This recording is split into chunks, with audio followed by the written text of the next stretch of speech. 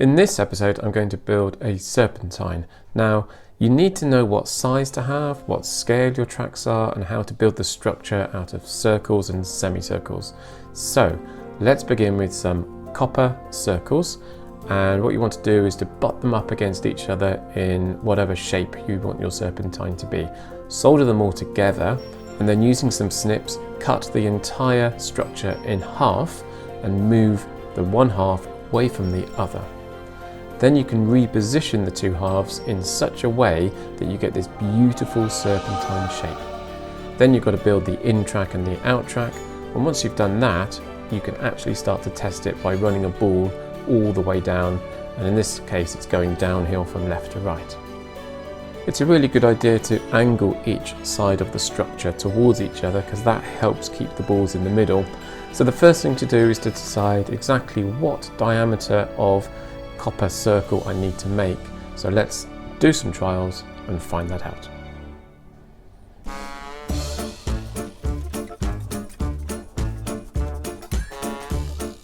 Now the copper diameter I use is 2, and the track spacing I have between my tracks is 20, and so therefore I need the inside diameter of the circle to be 44. That's 20 plus 2 plus 2 plus 20. So I've been around the entire house and garage, and the best I can come up with is this bottle, which I've filled full of water to make it kind of pretty solid, and this has a diameter of 40, and there's a little bit of spring back when you bend copper around a shaft like this. So I'm going to use the 40mm diameter lens bottle to make myself some 44mm ID circles.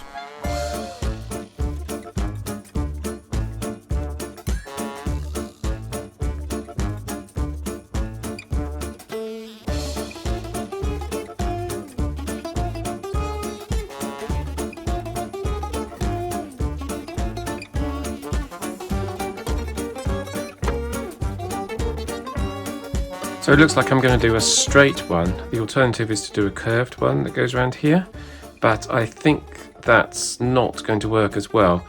The in is really difficult. I've got to go around this vertical thing, but I think the vertical thing is important because it will give it strength and rigidity, and I'll make it a nice curved one in that comes at this high from the balls that come in over there. So it looks really complicated. It is really complicated. Let's get soldering.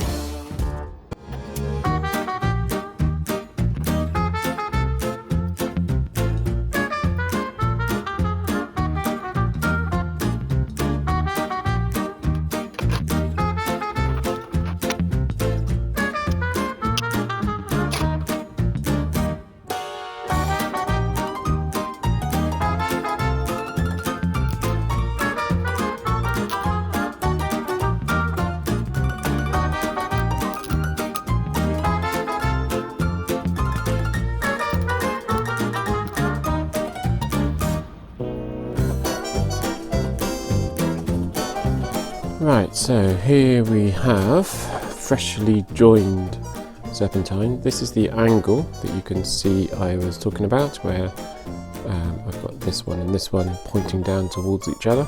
So hopefully that will help keep the balls on. I have no idea if it works yet. I've got to test that in a minute. I've still got a lot of cleaning up to do. I think the next thing to do is to actually try it.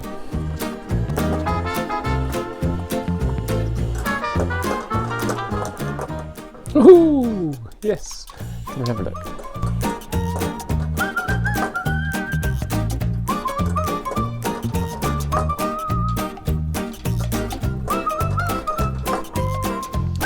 I'm really happy with that, so I'm going to clean it all up, and I think it looks pretty finished, and then it's a case of making sure that it obviously all fits into the sculpture at the top.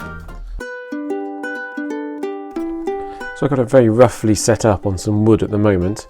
The way in just needs a little bit of tweaking, so this will feed onto the balls. It doesn't at the moment, but that will happen.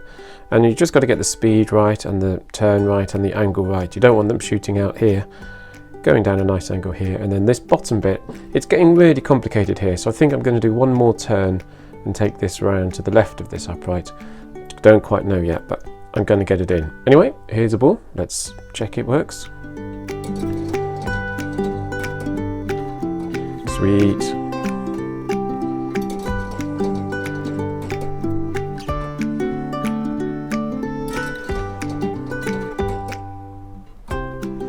And then the way down after here will be, I got to get it from here basically down and into the entrance of here. So I've only got about another 100 mil of drop to do, which is probably backwards and forwards about 2 times, maybe 3 times.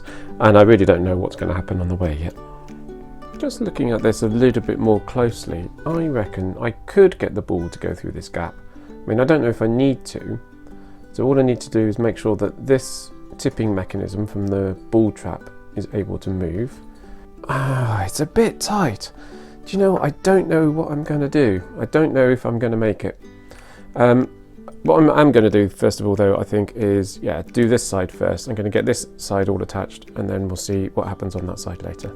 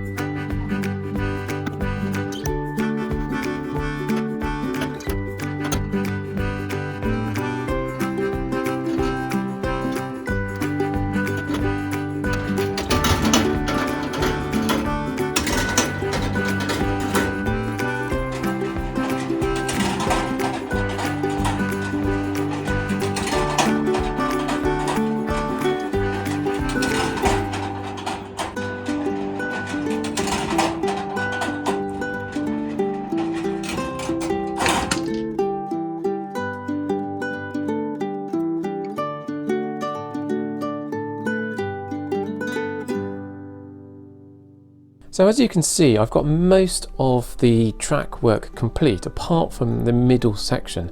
I've got the ball lift going all the way to the top. I've got the outshoot from where the balls get released from the ball lift. They then go from the right to the left and back to the right and back to the center again. Then they get split in half. The ones that go to the right will go to the ball gatherer, and when there's 3 in there, they will come off and go down a brand new piece of track that I've yet to design and build. And those that go to the left hit this lovely new serpentine that I've built this week before ending up on the right, again looking for a place to get down. All balls will then end up in the copper spiral at the bottom before feeding into the outshoot and queuing up at the bottom to be recycled all the way back up to the top again. So the only thing I've really got left to do are these little tracks that join the right hand side up with the bottom, and I think that's about 1 episode's worth. So we are nearing the end of this design and make project that you've been watching me from the start, and it would be delightful if you could stay subscribed, stay tuned in, hit the notification bell, and I'll see you next time for the completion of this Rolling Ball 7 glass cabinet sculpture thing that I'm making here on the internet, Copper Gravity. My name's Ian, thanks for watching, I'll see you next time, bye.